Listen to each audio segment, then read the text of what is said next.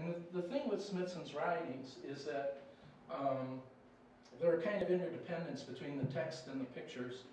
And unlike some of the other authors, Robert Morris or Donald Judd at Rosalind Krauss at the time, they're funny, and they're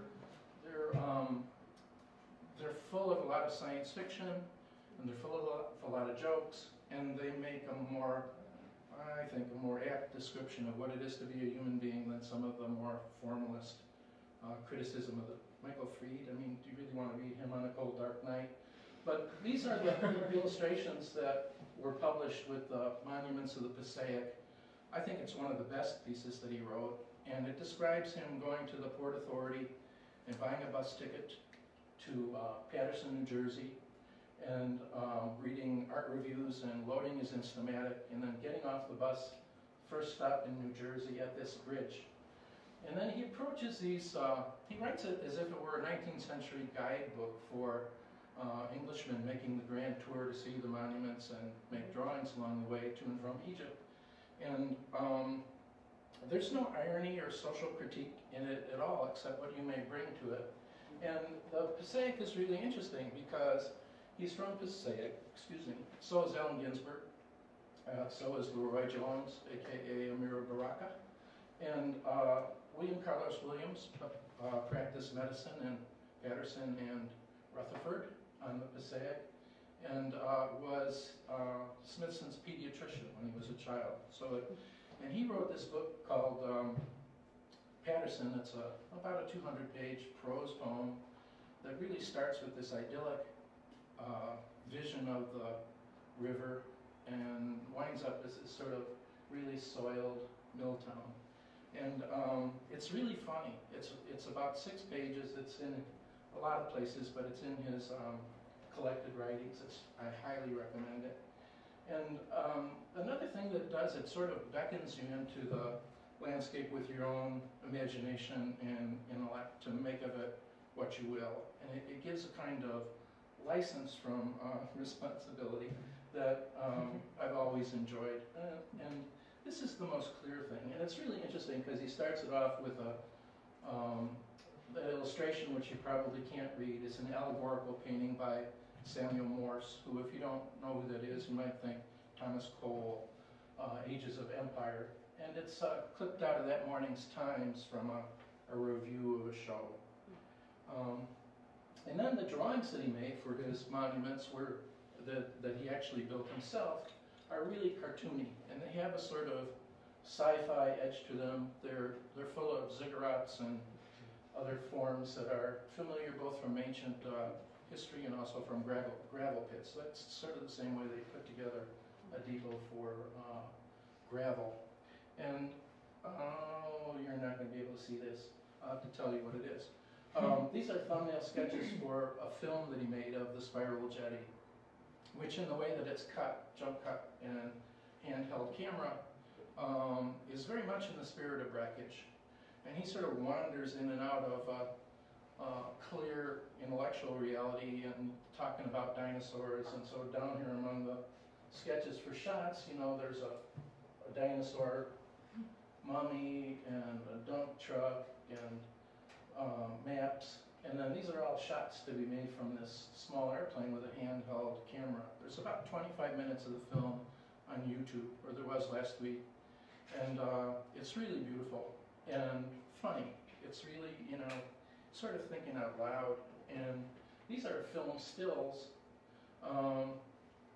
He's spent a lot of time in the Natural History Museum in New York as a child, and they also have paintings by Charles Knight, that's who made the big dinosaur paintings in our Field Museum of Natural History.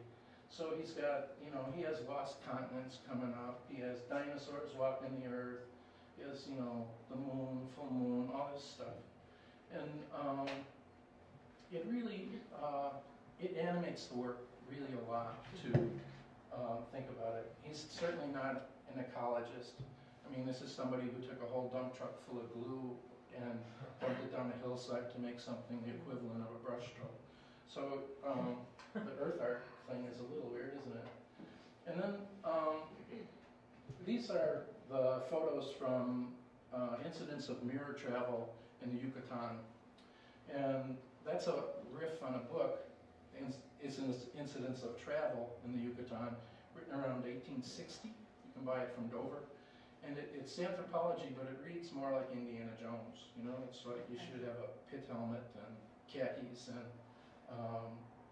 so he rented a car, drove around the Yucatan, and wrote this piece, you know, and he's referring to Aztec gods. He's sort of talking about the first law of thermal, geez, I'm blanking. First rule of thermodynamics, and you know, which you can't create energy. Energy can't be created or destroyed. It can be rechanneled and transferred. And he's using that as a basis of thought and travel by mirror towards an ever-receding horizon in the Yucatan. And he goes to some really cool places down around Colba and Tulum, and he also goes inland to Palenque. And so I really didn't know how to approach this lecture, so what I did was I recreated it.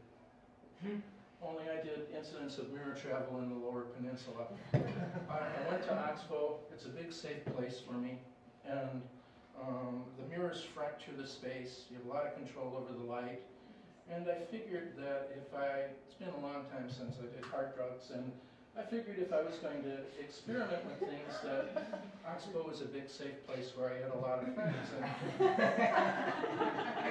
if I was caught between dimensions, Holly would come and take me by the hand. So I started out kind of slow, and even in this first picture, you can really see that the mirrors really do fracture the space, and the reflected space is not at all the same as the way the light flowing through the trees describes the role of the land. So this is approaching sort of the spiritual center of Oxbow, the so-called temple, which I thought appropriate with Smithson being in Yucatan, which is littered with temples.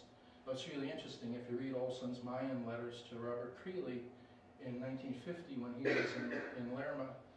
They were still grinding the temples up for road gravel. So their preservation is also really new. And the temple is really where the founders of Oxbow had their ashes scattered, you know, so it's really a burial site. And it's also the site of a lot of other more modern rituals that I've come upon.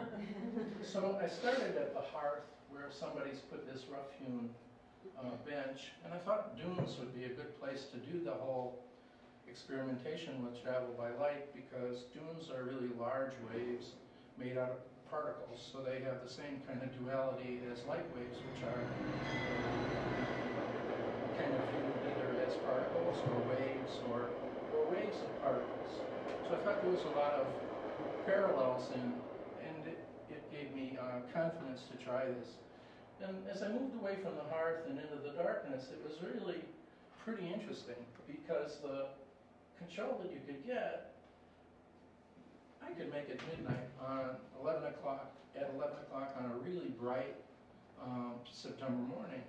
And it was really pretty fantastic to have the power to really change this whole time of day and everything else. It's just pretty straight exposures. It's really just the way that I placed the mirrors, so that the camera had to adjust to that most bright mirror that's reflecting the celestial light.